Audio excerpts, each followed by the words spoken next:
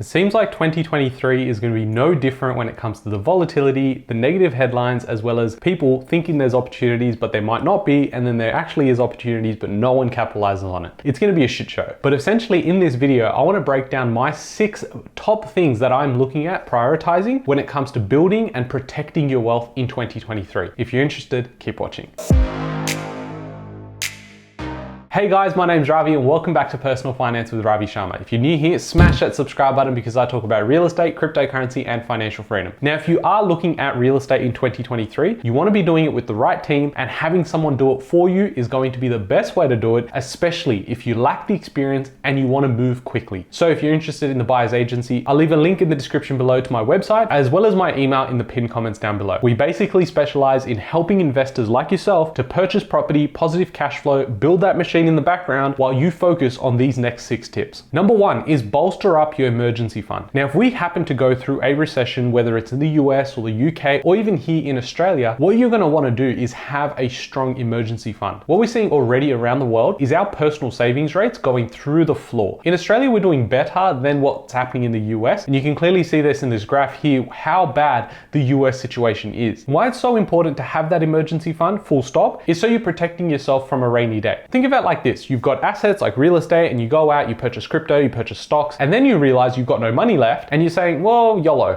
things are okay. I'm not sure if people still say YOLO, but let's just go with it. And they say, well, okay, I can continue doing this, no problems. But let's say, for instance, something happens to you, you get in a car accident or there's a medical issue that comes up and now you need quick cash. Now, in that situation, you would go, well, I could just sell some crypto, take out that money. What happens if you're actually losing money on that trade? What happens in the case that you're doing it within 12 months and you've made a profit, but now you're paying higher capital gains tax as well? So you're probably not wanting to let go of those assets. So in effect, what you want to do is have some rainy day funds, basically having it there, not touching it at all in case something bad happens. This is budgeting 101 and is something that's so important, especially in 2023, because believe me, I think we're going to get volatility to a whole nother level, especially when it comes to markets like crypto and stocks. Number 2 is access the equity in your property. So let's say, for instance, you bought a property in the last 2 years and the actual value's gone up, and the banks come in and said a valuation of say $30,000 to $40,000 higher at a minimum than what you actually purchased it for. You have a couple of options. You can say, thank you, bank, I'm going to do nothing with that information. Or you can actually say, well, I'm going to access some of that equity and have it sit in an offset account. Having it sit there means that you've got liquid cash available to you. This then ties in with number 1, which is the emergency fund part, which means you're able to actually go and invest a lot more and have the peace of mind that you've got the bank valuation that you did and you've accessed that equity. Now, the downside risk to this is the fact that your property could be valued for a lot less in say 6 or 12 months time. Now, in that case, if that were to happen, you would go and fall into a negative equity territory, which is one thing I've told you to avoid. And given our house prices have fallen and there was so much FOMO buying 12 months ago, especially in owner-occupier markets like Sydney, some people are already in negative equity territory. But the people I'm urging to have a look at their equity are the people that bought say pre-2020. You might find yourself in a position where you've got more than 15 to 20% equity in that property. Let's say you've got a property worth $1 million, but your loan amount's probably sitting at about $600,000, and that's because the prices went up and you happen to have made a lot of equity in that property. What you could actually do is say bump up some of that equity position, take out some of that equity and have it sit in your bank account. This means that equity that's sitting there can act as your emergency fund, but it also allows you more choice. Given those bank valuations could go lower, if you have no intentions to sell and you've got really good cash flow management and you have no issues with making those repayments, then at least you have that cash available to you to go and invest and build your positions even further. Number 3 is invest in lower risk assets. What I mean by this is that you could go down the path of saying, well, I'm going to pick the bottom of crypto and I'm going to make so much money while I get a 30 or 40x. You could, but you could also lose a lot of money. When there's volatility in the markets and people are scared not knowing what's going to happen and the pending recession that we're supposed to have in 2023, you can bet that crypto is going to be volatile. If you're someone that is super emotional about markets and investing, then it's probably not worthwhile investing into higher risk assets. These are the assets that are going to be the most volatile. And yes, they do provide the greatest opportunity, but they will be super volatile and not give you any peace of mind. So what I would be doing is get my foundation right. If I don't have a foundation of good fundamental real estate, then I'm probably not playing in those markets like trading cards, crypto, or even stock markets. For me personally, I've said on this channel as well that I like to have a 3-pillared approach. You can check out my entire 10-year plan in this video here. Number 4 is invest in cash flow positive properties. Now, tying in with the previous point I just made, which is invest in real estate, you can go out there and you could purchase negatively cash flowed or positive cash flow. Now with interest rates at the point they're at, it's a lot harder to find positive cash flow properties, but they still exist. And this goes back to the initial point that I made, which is if you need help sourcing these properties and you want speed to get into the market, then you definitely want to outsource that to a buyer's agent. The reason I would focus on the cash flow positive properties is because the machine takes care of itself. I've said this in previous videos as well. Why someone would go out, purchase an asset, and then hope that it performs well, given the fact that every week I'm losing money from my salary, is actually a loser's game. To be honest, if you think about Harvey Norman going out and opening up a new store, they don't say, well, I'm going to open that store and I know every single week I'll lose money, but I'll build equity.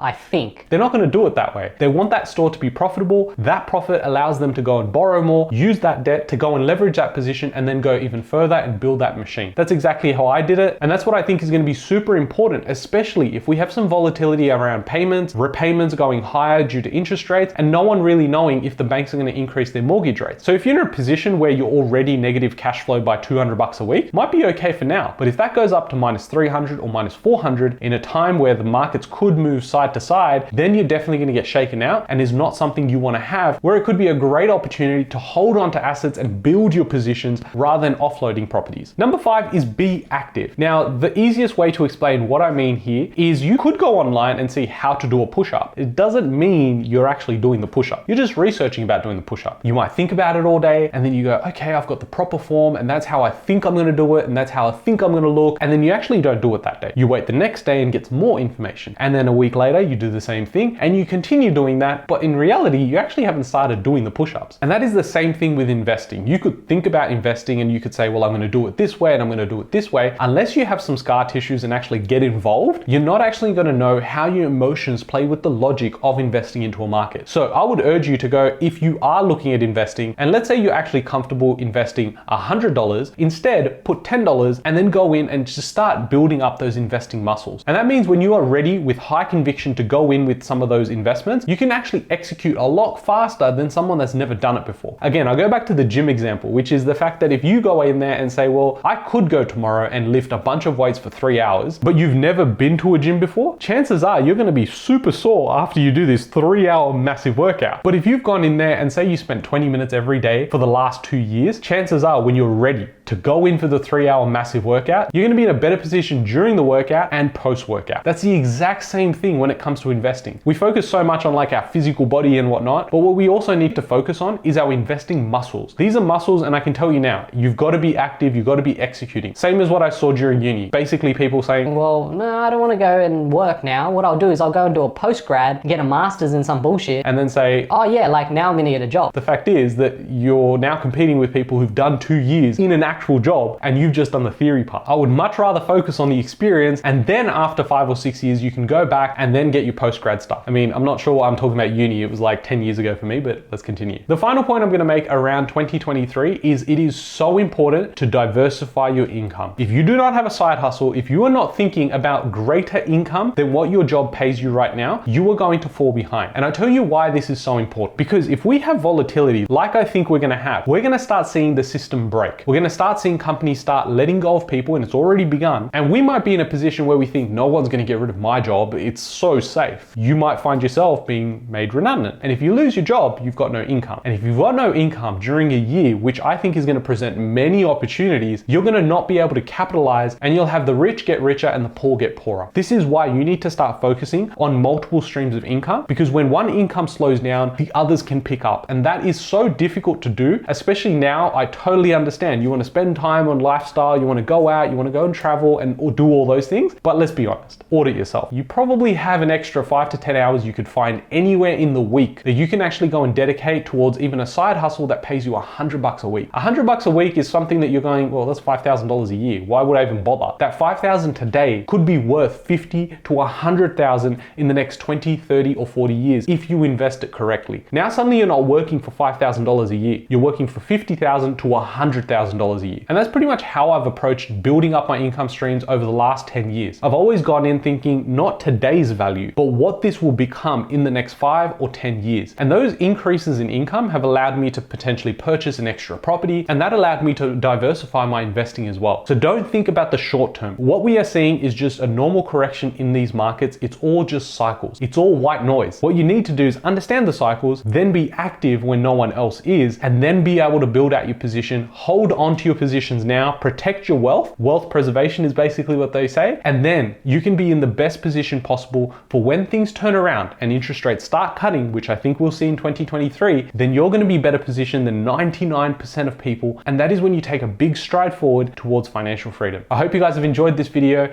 and please don't be scared. If you have any inquiries, definitely drop them in the comments down below, and I'll catch you guys in the next one. Thanks, guys.